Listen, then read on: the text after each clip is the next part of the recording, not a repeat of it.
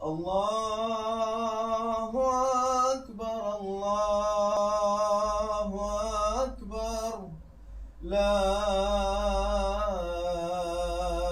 إله إلا الله.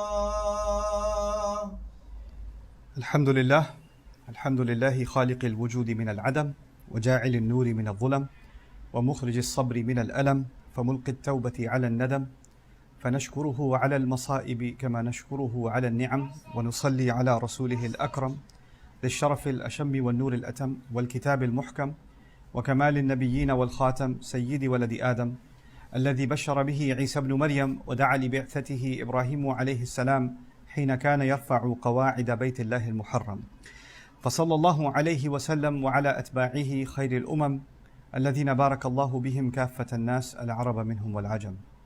فالحمد لله الذي لم يتخذ ولدا ولم يكن له شريك في الملك ولم يكن له ولي من الذل وكبره تكبيرا. والحمد لله الذي أنزل على عبده الكتاب ولم يجعل له عوجا.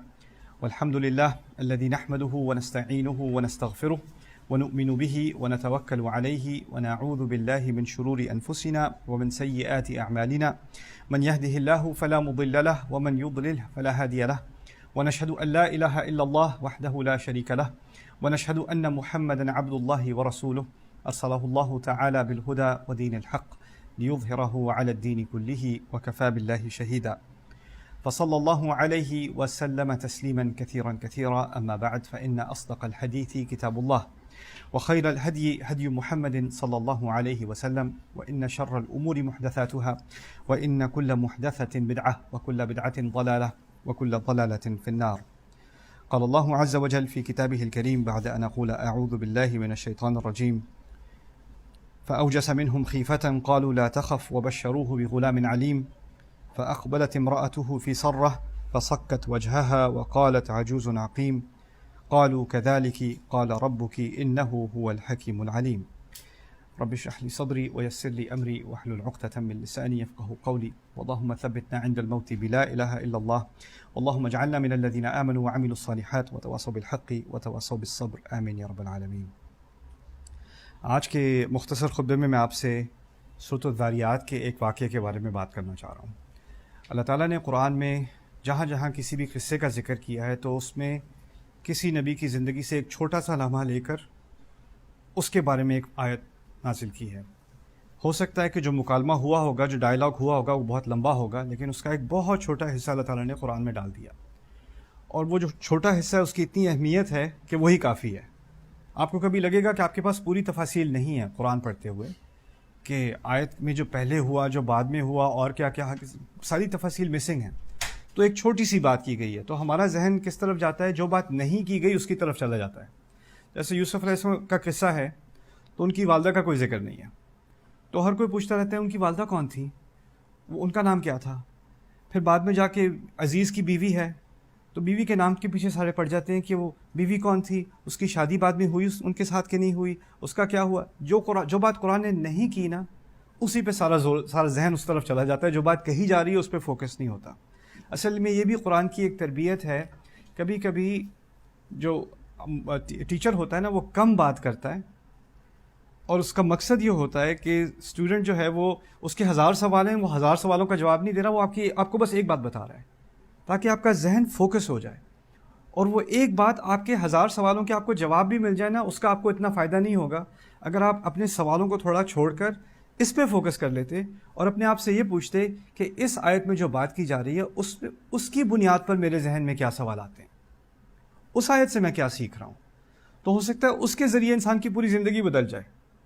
اور یہی ایک آیات کی طرف، قرآن کی آیات کی طرف ایک ذہنیت ہونی چاہیے ہماری، کہ اللہ تعالیٰ نے ہمیں ایک تحفہ دیا ہے، ایک خزانہ دیا ہے، اور اس میں مزید معلومات، اضافی معلومات کے بجائے جو معلومات اس آیت کے اندر ہے وہاں سے بات شروع ہونی چاہیے. یہ نہیں کہ اس آیت کو سمجھنے کے لیے ہمیں باہر کہیں پہلے جانا پڑے گا پھر ہم اندر آتے ہیں. نہیں، جو بات ہو رہی ہے اس پہ فوکس کرتے ہیں. تو اسی بات کو سامنے رکھتے ہوئے ایک چھوٹا سا واقعہ ہے. ابراہیم علیہ السلام اب ایسی عمر میں پہنچ گئے تھے، ان کی پہلی بیوی جو ہیں ان سے اولاد ان کو نہیں ہوئی. پھر ان کی دوبارہ دوسری شادی ہوئی ہاجرہ سے ان کو اولاد ہوئی. بہت دیر میں جا کے اسماعیل علیہ السلام.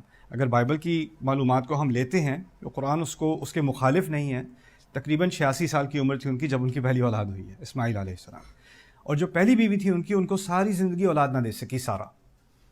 اور سارہ تھی بھی رائل فیملی سے، اگر ان کے پیچھے لینیج دیکھی جائے نا تو وہ ایک شاہی خاندان سے تھیں. اور ان خاندانوں میں کیا ہوتا ہے کہ جب بچہ ہوتا ہے تو بچہ بھی جو ہے وہ خاندانی ہوتا ہے، اس میں بھی رائلٹی آتی ہے نا. تو اب ان کی ابراہیم علیہ السلام سے شادی ہوئی ہے اور وہ ان کو بچہ نہیں دے سکی. 100 سال اب ابراہیم علیہ السلام کی عمر ہو گئی ہے. اس وقت پھر اللہ تعالیٰ ان کے گھر پر فرشتے بھیجتے ہیں انسان کی شکل میں.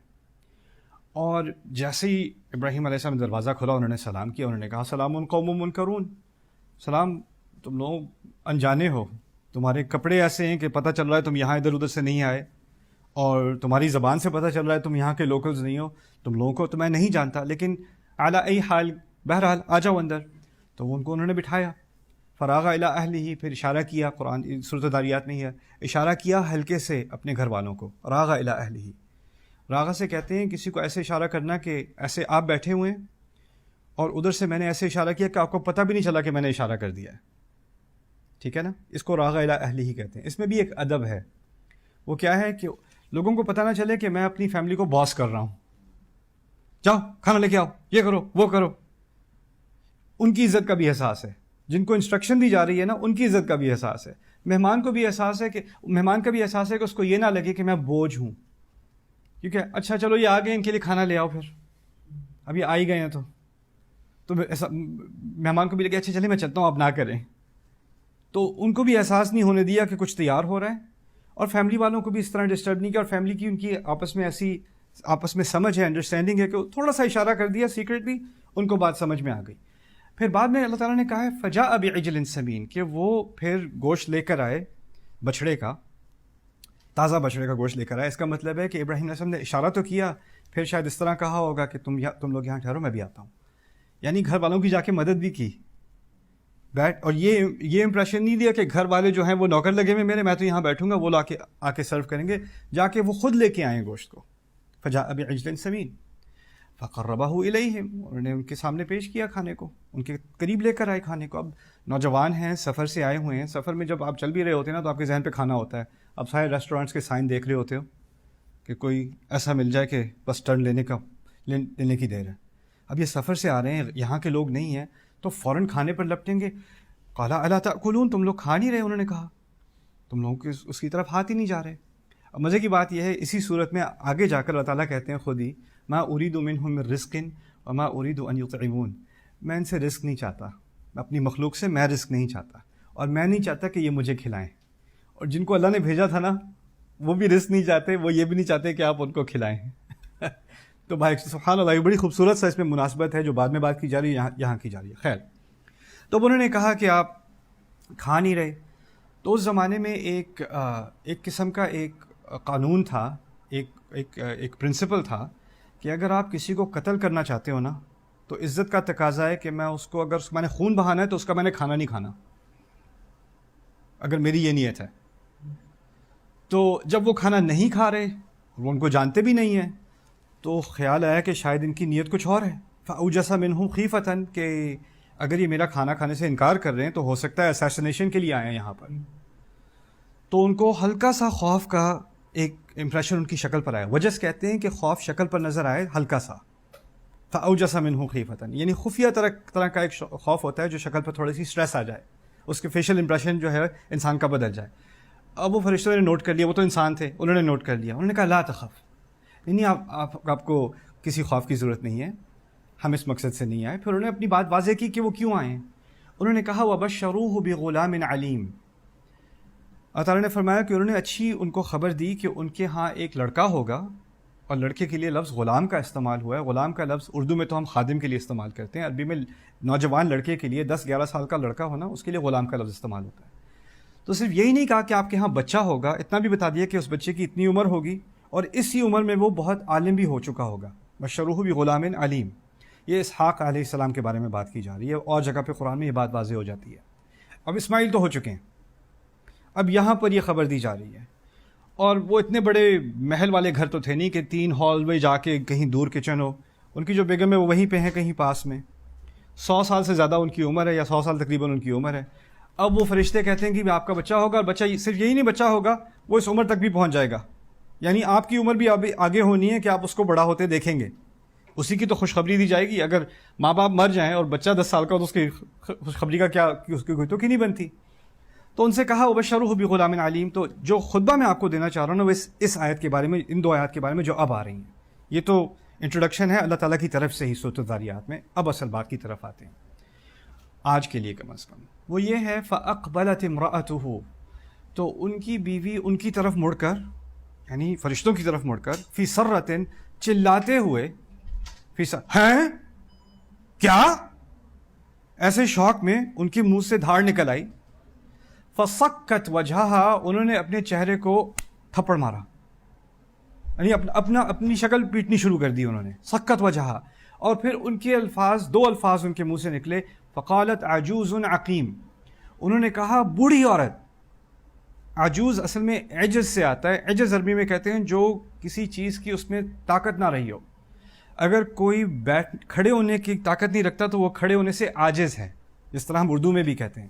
یہی لفظ عربی میں استعمال ہوتا ہے. اسی لیے قرآن کو معجز کہا جاتا ہے. معجزہ جو کہتے ہیں نا کہ اس کی کوئی مخالفت کرنے کی کوشش کرے تو اس میں وہ صلاحیت ہی نہیں ہوتی، وہ اس کا اعجاز اس پہ حاوی ہو جاتا ہے. تو جو قرآن کے اوپر غلبہ کرنے کی کوشش کرتا ہے وہ عاجز ہو جاتا ہے. اسی لیے قرآن کو معجز کہتے ہیں، یعنی عاجز کرنے والا. تو یہ لفظ انہوں نے کہا میری تو صلاحیت ہی نہیں ہے. عجوز میں اور بھی اشارے ہیں. مجھ سے تو اب آرام سے بیٹھا بھی نہیں جاتا، آرام سے کھڑا ہوا نہیں جاتا، میں کہیں سیڑھیوں پہ نہیں چڑھ سکتی، میں کہاں بچہ دوں گی. عجوز. اور دوسرا لفظ انہوں نے استعمال کیا عقیم. عقیم اصل میں کہتے ہیں ایسی عورت کو جو شروع سے ہی اس میں اللہ تعالیٰ نے یہ صلاحیت نہیں ڈالی کہ اس کے ہاں بچہ ہو. ٹھیک ہے نا، جس کو ہم بانجھ کہتے ہیں. تو اگر وہ جوانی کی عمر سے ہی اس میں یہ مرض ہو یا اس میں یہ علت ہو تو اس کو عقیم کہتے ہیں. اگر بعد میں جا کے ہو سکتا ہے پہلے اس کے بچے ہوئے، بعد میں اب وہ پریگننٹ نہیں ہو سکتی، اس کو معقوم کہتے ہیں. تو عقیم ہوتا ہے شروع سے. تو انہوں نے یہ 2 لفظ استعمال کیے اپنی شکل پہ. انہوں نے ہاتھ مارے، چیخ ماری اور کہا عجوز عقیم، بوڑھی عورت جو بانجھ رہی ہے ساری عمر. یہ 2 الفاظ انہوں نے استعمال کیے.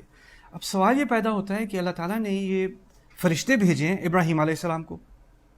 قرآن ہمارے لیے آخری دن تک ہدایت ہے.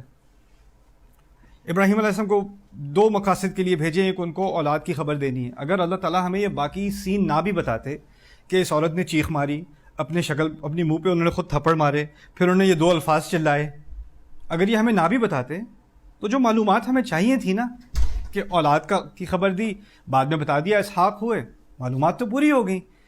اب اس تفصیل کا کیا فائدہ ہے؟ اس سے ہم کیا سیکھیں؟ اور پھر مزے کی بات یہ کہ جو فرشتے اللہ نبی کو بھیجتا ہے ان سے بات کرنے آئے ہیں اب، اور ان کی وائف کو بھی معلوم ہے کہ یہ اللہ کے نبی سے اللہ کے رسول سے بات کرنے آئے ہیں، لیکن وہ بیچ میں آ کے نہیں میں بات کروں گی. کیا کہا؟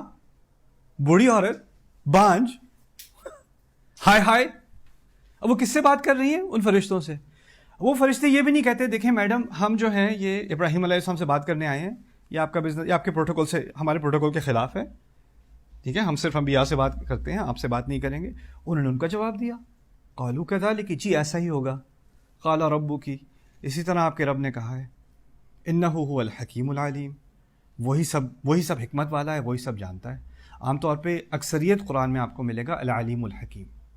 کچھ مقامات پر ہے الحکیم العلیم، حکمت پہلے علم بعد میں. اور یہ جواب ان فرشتوں نے اس بوڑھی عورت کو دیا. تو قرآن نے یہ ایک ڈائیلاگ ریکارڈ کیا ہے، ایک بوڑھی عورت اور فرشتوں کے درمیان، اور اس کو بھی ہم ہدایت مانتے ہیں.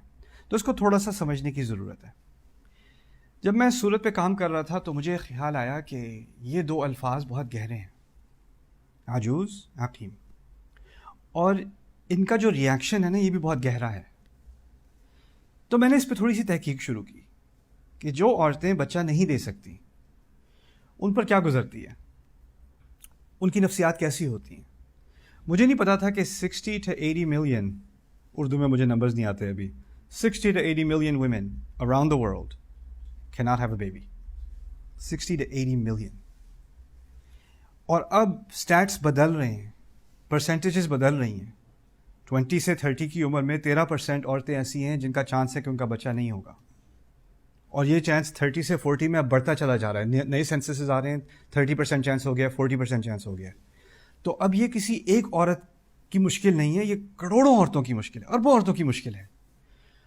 اور اس کے بارے میں پھر میں نے جو ریسرچ پیپرز ہیں، ان لوگوں سے، ان لیڈیز سے انٹرویوز کیے گئے ہیں جو عورت اب 70s 80s میں پہنچ چکی ہے، اس کی کبھی اولاد نہیں ہوئی، اس کی لائف کیسی ہے، اس کا اس بارے میں کیا خیال ہے، اس پر کیا اثر پڑا، ان کے سرویز کیے گئے ہیں، ان پہ اسٹڈیز کی گئی ہیں مختلف یونیورسٹیز میں دنیا میں. اس میں سے کچھ چیزیں سامنے آتی ہیں.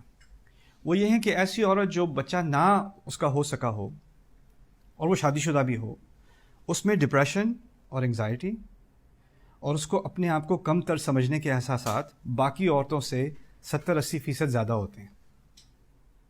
اس کے ذہن میں کچھ احساسات ہوتے ہیں جیسے میں نے اپنے شوہر کا حق ادا نہیں کیا، اس کی خواہش تھی میں اس کو نہ دے سکی، میں کم تر ہوں، میرے اندر کچھ خامی ہے، جو میرا مقصد تھا میں پورا نہ کر سکی. اس کے اندر ایک اور احساس ہوتا ہے کہ میرے والدین کی بڑی خواہش تھی کہ ان کے ہاں پوتا ہوگا، میں اپنے والدین کو پوتا نہ دے سکی، تو میں کم تر ہوں. اور اس کو جو یہ احساس کمتری ہوتا ہے نا، وہ اس کو ڈپریشن میں لے جاتا ہے، انگزائٹی میں لے جاتا ہے. اور زیادہ دیر انسان انگزائٹی میں اور ڈپریشن میں رہے نا تو اس کو اپنے آپ پر غصہ آنا شروع ہو جاتا ہے. تو ایک دفعہ اپنے آپ پر غصہ آنا شروع ہو جائے نا تو آپ کو ارد گرد سب پہ بھی غصہ آنا شروع ہو جائے گا. تو اس کی پرسنالٹی جو ہے وہ ایجیٹیٹڈ ہو جاتی ہے، اس کو غصہ آنا شروع ہو جاتا ہے، اس کی آواز اونچی ہو جاتی ہے، وہ اگریسو ہو جاتی ہے، یعنی اس کی زندگی میں اتنی مشکلات آتی ہیں. پھر مجھے ایک سروے ملا، ایک وار زون میں 500 عورتوں کا انٹرویو لیا گیا وار زون کے اندر جن کی اولاد نہیں ہو سکتی تھی، اور ان سے پوچھا گیا آپ کی زندگی کا سب سے ٹرومیٹک، سب سے مشکل ترین ایکسپیرینس کیا تھا وار زون میں رہتے ہوئے. انہوں نے کہا کہ ہمارا بچہ نہیں ہوا. تو یہ کوئی عورت کے لیے، آپ تو، میں اور آپ تو یہ ترجمہ پڑھ لیں، مرد ہم پڑھ لیں یہ ترجمہ، آگے نکل جائیں، ہمیں پتہ بھی نہ چلے. کوئی عورت اگر ایک عمر تک پہنچ چکی ہے نا جس کی اب اولاد نہیں ہو سکتی، اور اس نے ساری زندگی اس انگزائٹی میں گزاری ہے، ساری زندگی اس ڈپریشن میں گزاری ہے، اور ہماری سوسائٹی تو ایک خاص طرح کی رحمت ہے، ہماری سوسائٹی میں تانے بھی سننے پڑتے ہیں اس کے اوپر. ایک تو اپنے اندر آپ اپنے آپ کو کوس رہے ہو، اور پیچھے سے سسرال نے کوئی کسر نہیں چھوڑی، شوہر نے کوئی کسر نہیں چھوڑی، آپ کے اپنے والدین نے کوئی کسر نہیں چھوڑی، ہر طرف سے تانے سننے کو ملتے ہیں. اور پھر ایسا بھی ہوتا ہے کہ اگر فرض کریں ایک بہن ہے، اس کے ہاں بچہ نہیں ہو رہا، اس کی چھوٹی بہن کی شادی ہوئی، وہ پریگننٹ ہو گئی، تو باقی سب تو خوش ہیں، اس کے اوپر جو احساس کمتری جو ہے وہ 100 گنا زیادہ بڑھ جاتا ہے، اس میں ڈپریشن آ جاتی ہے کہ میرے اندر کیا خامی تھی. تو آپ اندازہ کریں یہ جو عورت ابراہیم علیہ السلام کے ساتھ ہے، اور ابراہیم علیہ السلام کب سے دعائیں کر رہے ہیں امت کے لیے، اور اللہ تعالیٰ نے ان سے وعدہ کیا ہوا ہے کہ رسالت ان کی اولاد میں دی جائے گی، یہ سارے وعدے ہیں، اور یہ عورت ان کے ساتھ ساری زندگی اس نے گزاری ہے، اور پھر دوسری شادی بھی ہوئی ہے، وہاں اولاد بھی ہو چکی ہے، اتنی بڑی عمر میں جا کے اب بھی ان کے پاس کچھ نہیں ہوا. کس ڈپریشن میں ہوگی یہ عورت، کیا احساسات ہوں گے اس عورت کے. تو اس چیز کو سامنے رکھتے ہوئے اگر آپ سوچیں کہ وہ عورت بیٹھی ہوئی، اس کی زندگی ختم ہونے والی ہے، اب تو تقریباً 100 سال کی ہو گئی ہے، اب وہ سنتی ہے بچہ ہوگا آپ کے ہاں، تو اس کو ایک دم سے غصہ بھی آتا ہے، چیختی ہے، وہ اس کو پروٹوکول کا کوئی احساس نہیں رہتا. فرشتوں کے جانتی ہے وہ فرشتے ہیں رضی اللہ عنہ، ان کے سامنے آ کے کہتی ہے بوڑھی عورت، میں جب جوان تھی تو کیا مسئلہ تھا، اب آ کے مجھے دینا ہے، اب کیوں دینا ہے، پہلے کیوں نہیں دیا، پہلے سے مجھے عقیم کیوں رکھا. تو 2 سوال ہیں، انگلش میں کہوں گا وائی ناؤ، اور دوسرا سوال ہے وائی ناٹ بفور.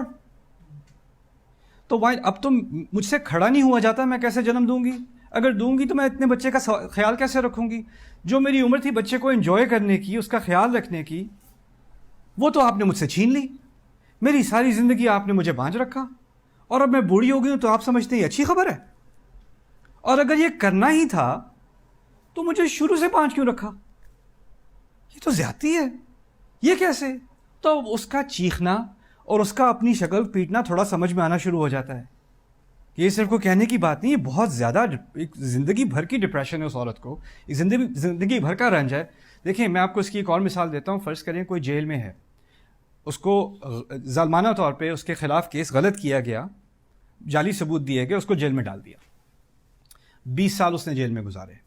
20 سال بعد پتہ چلا کہ ثبوت جو ہیں وہ غلط تھے، فیبریکیٹڈ تھے، بات غلط تھی، چلیں جی آپ باہر آ جائیں، آپ کو رہا کیا جا رہا ہے. جب اسے 20 سال بعد رہا کیا جائے گا نا، وہ خوش ہوگا یا ڈپریشن میں ہوگا؟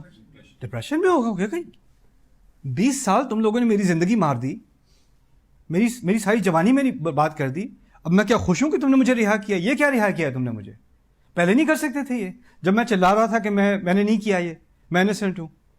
تو انسان کے ذہن میں یہ خیال آتا ہے، اور جو خیال اس عورت کے ذہن میں آیا جس کو اس نے ایکسپریس کیا، اس نے فرشتوں سے ایکسپریس کیا جانتے ہوئے کہ فرشتے کس کے نمائندے ہیں؟ اللہ تعالیٰ کے.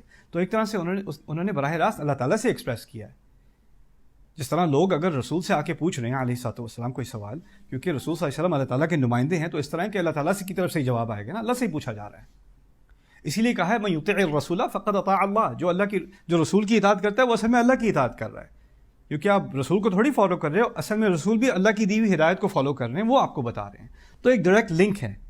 تو اس طرح سے آج کل کہہ لیں شی از کوسچننگ گاڈ، وہ خدا کے سامنے سوال پوچھ رہی ہیں، وہ فرشتوں کے سامنے پوچھ رہی ہیں. اب آیا آپ کو خیال یہ کیوں، یہ کیسے؟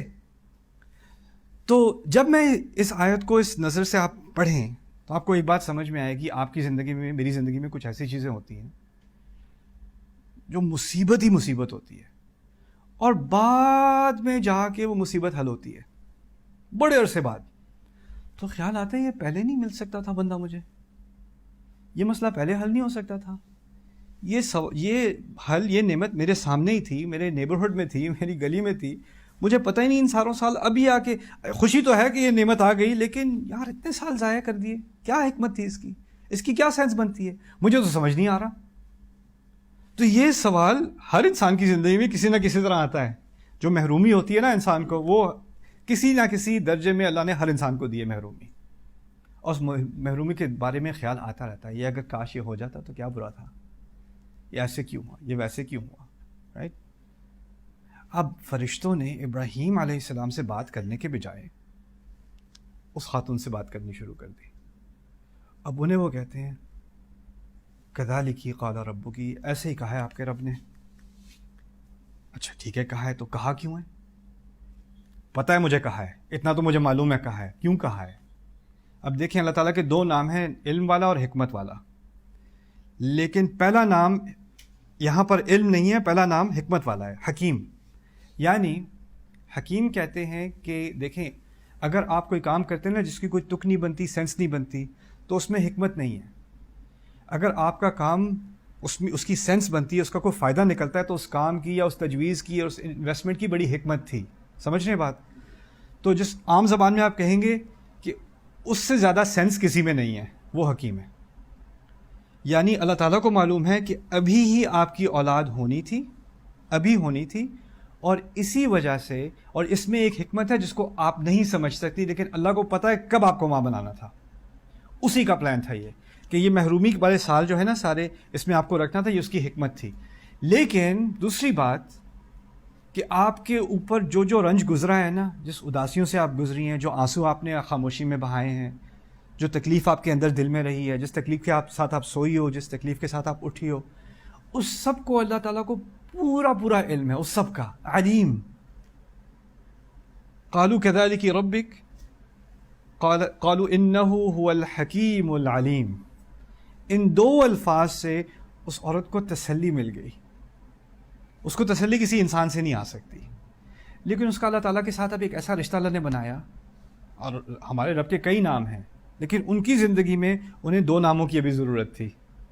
جو اللہ کرتا ہے حکمت سے کرتا ہے. اگر اس نے ابھی مجھے رہا کیا ہے جیل سے، اگر اس نے آج مجھ سے یہ مصیبت ہٹوائی ہے، اس کا پلان تھا. یہ پہلے بھی ہٹوا سکتا تھا، لیکن اس کی حکمت تھی کہ آج میں اس مصیبت سے نکلوں.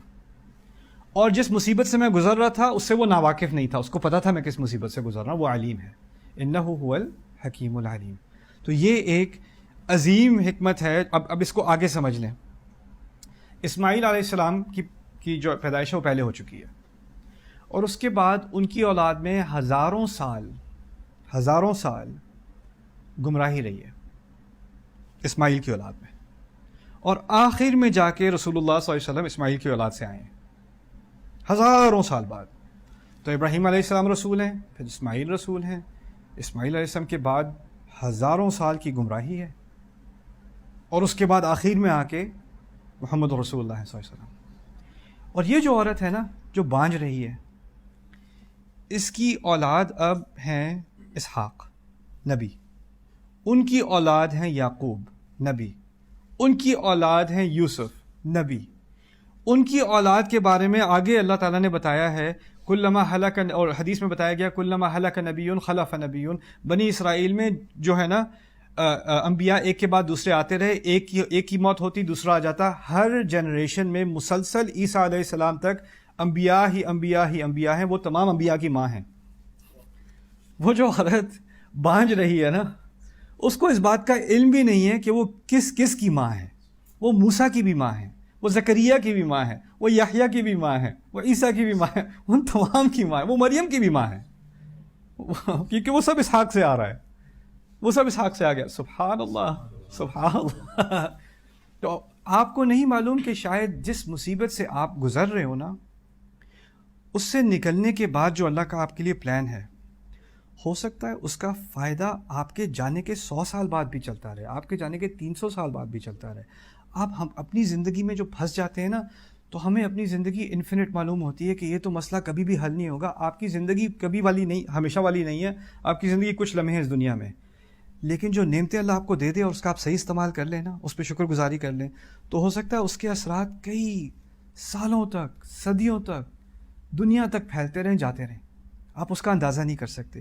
یہ ایک ذہنیت ہے جو اللہ تعالیٰ نے مختصر سے الفاظ میں ہمیں دی ہے، اتنے چھوٹے سے 2 الفاظ ہیں، اس کو آپ اگر ایسے ہی پڑھ لیں تو اچھا، ہاں انہوں نے کہا تھا کہ وہ بوڑھی ہیں اور ان کی اولاد نہیں ہے، چلو آگے پڑھو، مزے کی بات کہاں ہے، پھر کیا ہوا، اس کے بعد کیا ہوا۔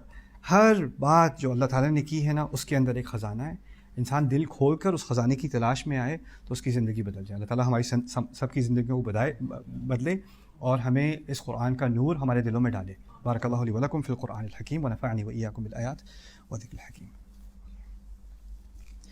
الحمد لله وكفى والصلاة والسلام على عباده الذين اصطفى، خصوصا على أفضلهم وخاتم النبيين محمد الأمين وعلى آله وصحبه أجمعين۔